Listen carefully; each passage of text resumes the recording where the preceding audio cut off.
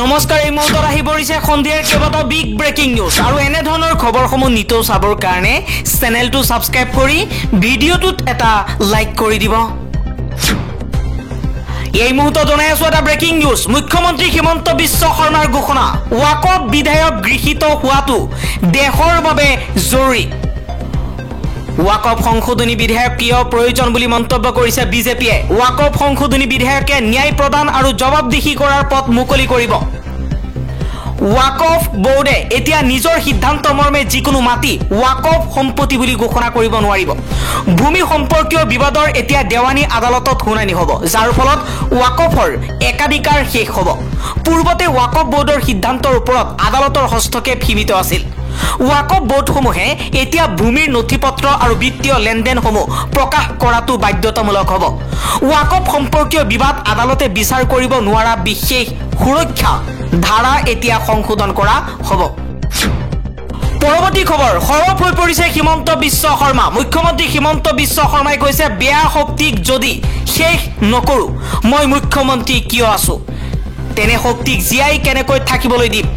যিমান অশুভ শক্তি আছে সেয়া লাগিলে দিলৱাৰ হক মহবুবুল হক আইনৰ ৰাস্তাৰে শেষ কৰিবই লাগিব। আন এটা খবৰ, সংসদত শাসক আৰু বিৰোধীৰ মাজত প্ৰচণ্ড বাকযুদ্ধ চলিছে। বিৰোধীয়ে কৈছে বিজেপি চৰকাৰে এটা সম্প্ৰদায়ক কলংকিত কৰিব বিচাৰিছে। বিৰোধীয়ে কৈছে যি ভাৰতৰ স্বাধীনতাৰ বাবে যুঁজিছিল, মংগল পাণ্ডেৰ লগত শ্বহীদ হৈছিল, 2 লাখৰো অধিক বিধানৰ শ্বহীদ হৈছিল, মহাত্মা গান্ধীৰ দণ্ডি মাৰ্চ সমৰ্থন কৰিছিল, 1926 চনত ব্ৰিটিছৰ ডিভাইড এণ্ড ৰুলৰ বিৰোধিতা কৰিছিল, সেইসকলৰ বিৰুদ্ধে এতিয়া বিজেপিয়ে কাম কৰিছে। যেতিয়া RSSৰ মানুহে ভাৰত ত্যাগ আন্দোলনৰ প্ৰতিবাদ কৰি ক্ষমা বিচাৰিছিল, তেতিয়া এই সম্প্ৰদায়ে দেশৰ বাবে যুঁজিছিল।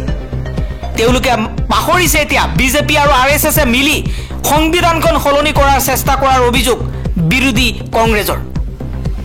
আজি সংসদত শাসক পক্ষৰ বিৰুদ্ধে কেইবাটাও বিস্ফোৰক মন্তব্য কৰিছে সাংসদ গৌৰৱ গগৈ। সদনত ৱাকফ বোৰ্ডক লৈ সংশোধনী বিধেয়কক লৈ সৰব হৈ পৰিছে গৌৰৱ গগৈ। কিৰেণ ৰিজিজুৱে সদনক বিপদে পৰিচালিত কৰিছে বুলি মন্তব্য কৰিছে সাংসদ গৌৰৱ গগৈয়ে। বিজেপি চৰকাৰে মুছলমানৰ ভোটাধিকাৰ কাঢ়ি নিয়াৰ চেষ্টা কৰিছে। সংবিধানক দুৰ্বল কৰাৰ চক্ৰান্ত ৰচনা কৰা হৈছে। চৰকাৰে ৱাকফৰ সম্পত্তি কমকৈ দেখুৱাইছে। চৰকাৰে ৰাস্তাত নামাজ পঢ়াটো নিষিদ্ধ কৰিছে। গতিকে চাৰিওফালৰ পৰা সংখ্যালঘু মুছলমানৰ বিপদ বাঢ়িছে বিজেপিৰ শাসনকালত। আন এটা খবৰ, ইতিহাস হোৱাৰ দিশে ধাৰা 40। ৰাতিটোৰ ভিতৰতে ৱাকফৰ সম্পত্তিলৈ পৰিণত কৰিব নোৱাৰিব এতিয়াৰ পৰা মাটি। লোকসভাত উত্থাপন কৰা ৱাকফ সংশোধনী বিধেয়ক 2024ৰ এক উল্লেখযোগ্য পৰিৱৰ্তন হৈছে 40 নম্বৰ ধাৰা বাতিল কৰা, য'ত ৱাকফ বোৰ্ডে যিকোনো মাটি ৱাকফৰ সম্পত্তি হিচাপে ঘোষণা কৰিব পাৰে। এই প্ৰস্তাৱিত সংশোধনীক কেন্দ্ৰ কৰি ৰাজনৈতিক ক্ষেত্ৰখনত এক উত্তপ্ত বিতৰ্কৰ সৃষ্টি হৈছে। কেন্দ্ৰীয় সংখ্যালঘু পৰিক্ৰমা মন্ত্ৰী কিৰেণ ৰিজিজুৱে বিধেয়কখন উত্থাপন কৰাৰ সময়ত তেওঁ কয় যে ৱাকফ আইনখনৰ আটাইতকৈ কঠোৰ ধাৰাটো আছিল ধাৰা 40, যাৰ জৰিয়তে ৱাকফ বোৰ্ডে নিজৰ বিবেচনা অনুসৰি যিকোনো মাটি ৱাকফৰ সম্পত্তি হিচাপে ঘোষণা কৰিব পাৰিছিল। আমি সেইটো বাতিল কৰিছো। মন্ত্ৰীগৰাকীয়ে লগতে কৈছে যে এই বিধেয়কখন পূৰ্বদৃষ্টি সম্পূৰ্ণ নহয় আৰু ইয়াক মুছলমান সম্প্ৰদায়ৰ পৰা মাটি কাঢ়ি নিয়াৰ কোনো উদ্দেশ্যৰে অনা হোৱা নাই, যিটো দাবী কৰিছে একাংশ বিৰোধী নেতাই। তেওঁ কৈছে যে নতুন বিধেয়কখনৰ নাম UMED বিল হিচাপে আমি ৰাখিছো।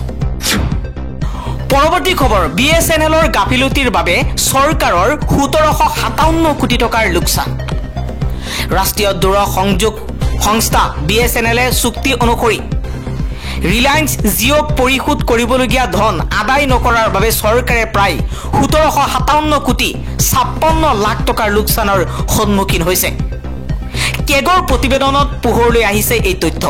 কেগৰ প্ৰতিবেদন অনুসৰি 2014 চনৰ মে মাহৰ পৰা 2024 চনৰ মাৰ্চলৈ BSNLে ৰিলায়েন্স জিঅ'ৰ সৈতে হোৱা চুক্তি মৰ্মে PISৰ বাবে বিল জমা কৰা নাছিল। ইয়াৰ উপৰিও BSNLে TIP টিআইপিক দিয়া ৰেভিনিউ শ্বেয়াৰৰ পৰা লাইচেন্সৰ বাবদ পৰিশোধ কৰিবলগীয়া অংশ কাটি নোলোৱাৰ বাবে আন ৩৮ কোটি ৩৬ লাখ টকাৰ লোকচানৰ সন্মুখীন হৈছে। আন এটা খবৰ, ভাৰতৰ প্ৰতিৰক্ষা ৰপ্তানিয়ে সৃষ্টি কৰিছে অভিলেখ। ২০২৪-২৫ বিত্তীয় বৰ্ষত ২৩,৬২২ কোটি টকা বিক্ৰী। শেহতীয়াকৈ চৰকাৰে জনোৱা মতে ২০২৪-২৫ বিত্তীয় বৰ্ষত ভাৰতৰ প্ৰতিৰক্ষা ৰপ্তানি অভিলেখ সৃষ্টি কৰিছে। এই বছৰটোত কৰা মুঠ বিক্ৰীৰ পৰিমাণ ২৩,৬২২ কোটি টকা। বিগত বছৰটোৰ তুলনাত ২,৫৩৯ কোটি টকা বা ১২.০৪% বৃদ্ধি পোৱা গৈছে।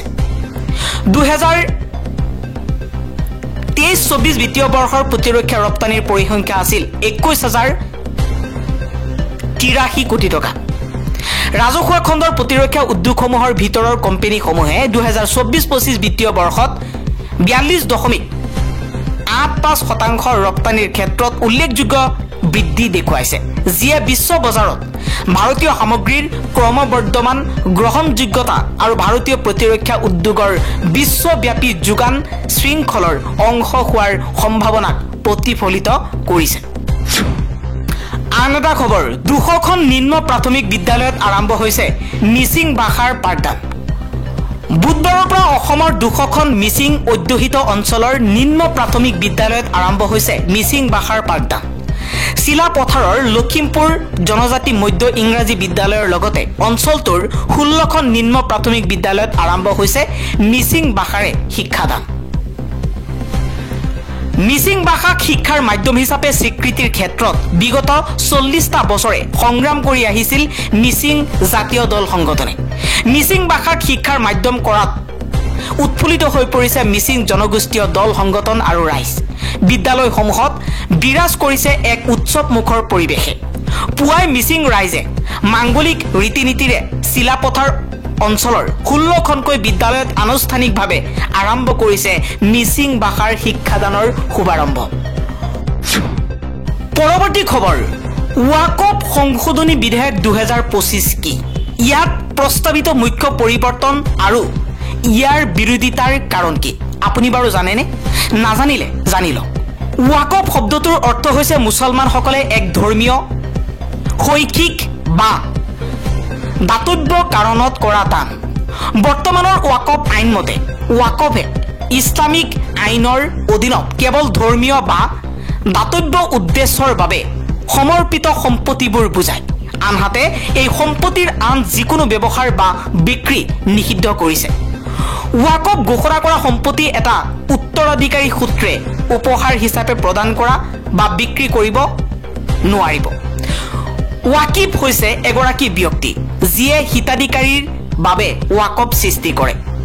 ৱাকফ সংশোধনী বিধেয়ক সন্দৰ্ভত কেন্দ্ৰীয় চৰকাৰৰ এগৰাকী ব্যাখ্যাকাৰীৰ মতে, যিহেতু ৱাকফ সম্পত্তি আল্লাহক প্ৰদান কৰা হয়, শাৰীৰিকভাৱে মূৰ্ত সত্তাৰ অনুপস্থিতিত ৱাকিফৰ ধাৰা বা এক কৰ্তৃত্বশীল কৰ্তৃপক্ষৰ দ্বাৰা ৱাকফ পৰিচালনা কৰা বা প্ৰশাসনৰ বাবে মুতাৱল্লী নিযুক্তি কৰা হয়।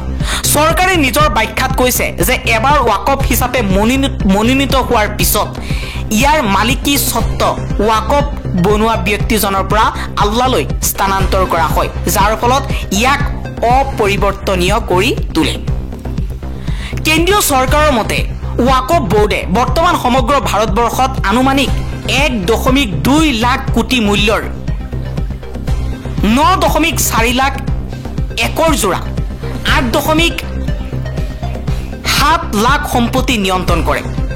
ভাৰতবৰ্ষত বিশ্বৰ সৰ্বাধিক সম্পত্তি ৱাকফ বোৰ্ডৰ অধীনত আছে। উল্লেখ্য যে ৱাকফ বোৰ্ড হৈছে সশস্ত্ৰ বাহিনী আৰু ভাৰতীয় ৰেলৱেৰ পিছত ভাৰতৰ সৰ্ববৃহৎ ভূমিৰ মালিক। ৱাকফ বোৰ্ডৰ অধীনত ৩,৫৬,০৫১ ৱাকফ সম্পত্তি পঞ্জীয়ন কৰা হৈছে। ৱাকফ বোৰ্ডৰ অধীনত ৮,৭২,৩২৮টা স্থাবৰ সম্পত্তি আৰু ১৬,৭১৩টা অস্থাবৰ সম্পত্তি পঞ্জীয়ন কৰা হৈছে। কেন্দ্ৰীয় চৰকাৰৰ মতে অংশীদাৰসকলে উত্থাপন কৰা মুখ্য বিষয়বোৰ হৈছে ৱাকফ বোৰ্ড আৰু কেন্দ্ৰীয় ৱাকফ পৰিষদ গঠনত সীমিত বৈচিত্ৰ্য, মুতাৱল্লীৰ দ্বাৰা ক্ষমতাৰ অপব্যৱহাৰ, মুতাৱল্লীৰ দ্বাৰা সম্পত্তিৰ সঠিক একাউণ্ট ৰক্ষণাবেক্ষণ নকৰা, স্থানীয় ৰাজহ কৰ্তৃপক্ষৰ সৈতে কাৰ্যকৰী সমন্বয়ৰ অভাৱ, বেদখল মুক্ত কৰাৰ বিষয়, পঞ্জীয়ন আৰু ৱাকফ সম্পত্তিৰ শিৰোনাম ঘোষণা, সম্পত্তি দাবী কৰাৰ বাবে ৱাকফ বোৰ্ডক ব্যাপক ক্ষমতা প্ৰদান কৰাৰ ফলত বিবাদ আৰু মোকদ্দমা, সীমিত আইনৰ অপ্ৰযোজ্যতা হোৱাৰ ফলত সম্প্ৰদায়বোৰৰ মাজত বিভেদ সৃষ্টি হয়, ৱাকফ সম্পত্তিৰ পৰা অতি নগণ্য পৰিমাণৰ উপাৰ্জন ইত্যাদি। বিধেয়কখনত কোৱা হৈছে যে কমেও 5 বছৰ ধৰি ইছলাম ধৰ্ম পালন কৰা এজন ব্যক্তিয়েহে ৱাকফ ঘোষণা কৰিব পাৰে। ই স্পষ্ট কৰে যে ব্যক্তিজনে ঘোষণা কৰা সম্পত্তিৰ গৰাকী হ'ব লাগিব। ই ব্যৱহাৰকাৰীক ৱাকফ কৰাৰ পৰা দূৰ কৰে, য'ত সম্পত্তিবোৰ কেৱল ধৰ্মীয় উদ্দেশ্যৰ বাবে দীঘলীয়া ব্যৱহাৰৰ ওপৰত ভিত্তি কৰি ৱাকফ বুলি গণ্য কৰিব পাৰি। ই লগতে কয় যে ৱাকফ আউলাদৰ ফলত মহিলা উত্তৰাধিকাৰী সহ দাতাৰ উত্তৰাধিকাৰীক প্ৰদান কৰা উত্তৰাধিকাৰীৰ অধিকাৰ অস্বীকাৰ কৰিব নালাগে। এতিয়া মুছলমান নেতাসকলে বিধেয়কখনৰ কিয় বিৰোধিতা কৰিছে? ৱাকফ আইনৰ প্ৰস্তাৱিত পৰিৱৰ্তনবোৰে মুছলমান নেতা আৰু সম্প্ৰদায়সমূহৰ মাজত উদ্বেগৰ সৃষ্টি কৰিছে। নতুন বিধেয়কখনে ঐতিহাসিক মছজিদ, দৰগাহ আৰু কবৰস্থানসমূহক প্ৰভাৱিত কৰিব পাৰে, যিবোৰ মুছলমানসকলে প্ৰজন্মৰ পৰা প্ৰজন্ম ধৰি ব্যৱহাৰ কৰি আহিছে। ইয়াৰে বহুতো সম্পত্তিত আইনী নথিপত্ৰৰ অভাৱ আছে, যিবোৰ মৌখিকভাৱে বা ৰেকৰ্ড অবিহনে দান কৰা হৈছে। এই পৰিৱৰ্তনবোৰে ৱাকফ সম্পত্তিৰ ওপৰত মুছলমানৰ নিয়ন্ত্ৰণ সীমিত কৰিব পাৰে আৰু ৱাকফ বোৰ্ডৰ ক্ষমতা হ্ৰাস কৰিব পাৰে। সমালোচকসকলে চিন্তিত হৈ কৈছে যে ৱাকফ বোৰ্ডত অনা মুছলমানসকলক অন্তৰ্ভুক্ত কৰা আৰু সম্পত্তিৰ স্থিতি পুনৰ স্থাপন কৰিলে সম্প্ৰদায়ৰ স্বায়ত্ব শাসন হ্ৰাস হ'ব পাৰে।